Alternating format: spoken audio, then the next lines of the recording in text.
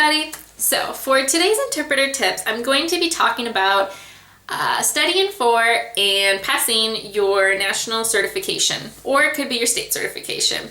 I'm going to give you three very general tips to help you to go ahead and get it over with and get certified. So now I have been certified for about, I think 4, going on 5 years now. And I was extremely nervous when I had to take my certification test. And it doesn't matter if you're just starting out or if you've been in the business for a long time, going through your certification process can be very daunting. Now there are 2 parts to the certification, the written part and the performance. So yeah, I know a lot of people have taken the written, but they're so scared to take the performance. And I understand that. It's a really scary idea. You're paying a lot of money and you just want to pass and get it over with.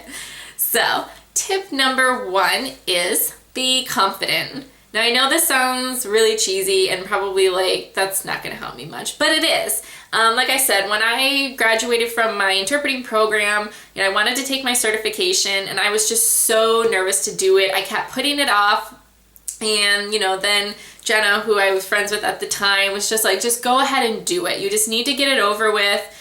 And so she forced me to call, set up a time. I took my written, and then she forced me to call and set up a time to take my performance, and I just did it and I passed. So I think that having confidence in yourself will help you to, 1, go ahead and take the test, because I know some people who have paid their money and it's been 5 years and they've never taken the test. So just do it. Set up a time, set up that date, and just use the countdown and let's go for it. And then being confident also will help lessen your nerves when you're going in. You're still probably going to be nervous, but if you have confidence in yourself, then you're not going to be as nervous and your test will show much better, and I think that you'll just do better in general. Tip number 2 is workshops or working with somebody.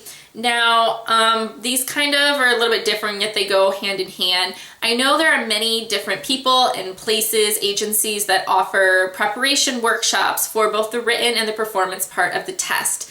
More or less, I think it's the written part that they offer it for. I would definitely go to one of these workshops if you are able to do that.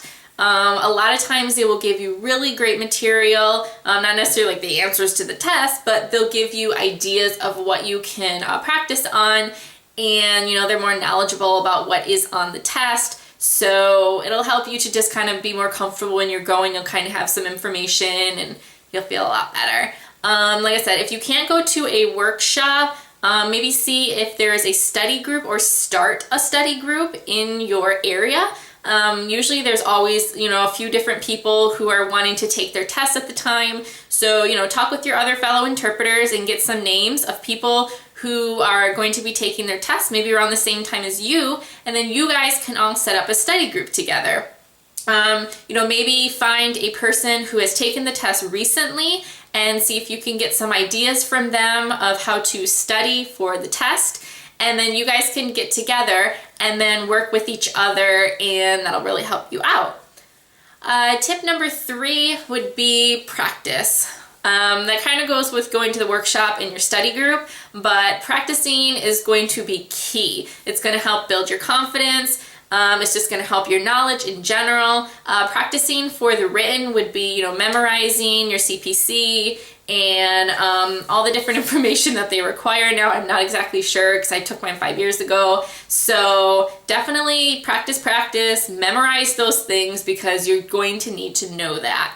For the performance part of the exam, again, just work with somebody who's taken it more recently. And then for the practice part of it, I would say go ahead and sit down with somebody, whether it's that person that took it or a friend or a family member, someone who's very good at sign language and interpreting, and have them film you. So have them, give you a scenario, and then you go ahead, you give your answer. They're going to film you doing it, and then you're both going to sit down and you're going to watch the film. And then that person is going to give you tips of, how are you signing it? What do they think of the answer that you gave?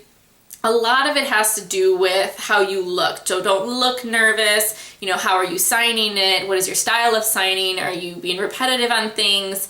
that type of thing, they can tell you. And then you watch yourself, and a lot of times you can pick up on things that you're doing that you can change. So the more you do this, the more you'll get used to it. And maybe just being filmed, if you're not used to having a camera filming you, then you'll get used to that as well. So yeah, those are the 3 tips that I can give you guys. If you have any other questions about taking the test, go ahead and leave those as comments below, or you can always direct message me on YouTube. Now, like I said, I took mine 5 years ago, so I know the test has totally changed on there, but I will still try and answer any questions if you have them.